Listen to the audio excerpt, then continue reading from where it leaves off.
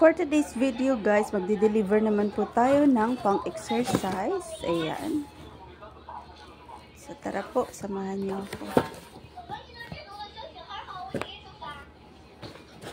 Ay!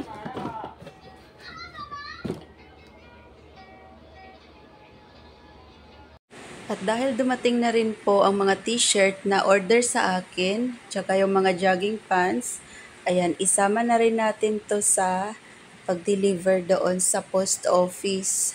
Sa post office kasi, iba yung, depende kasi sa bigat pag naka-box. Oo.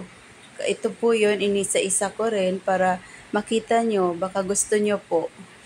Hindi pa yan talaga nagamit guys ha, talagang brand new yan ibebenta ko sa inyo at konti-konti lang po. Pakunti-konti lang muna kasi wala pa tayong puhunan. Charot! Ayan, at ito naman, dumating na ako dito sa post office at naghahanap ako na pwedeng mag-assist sa akin. Pero need muna nating magkuha ng number.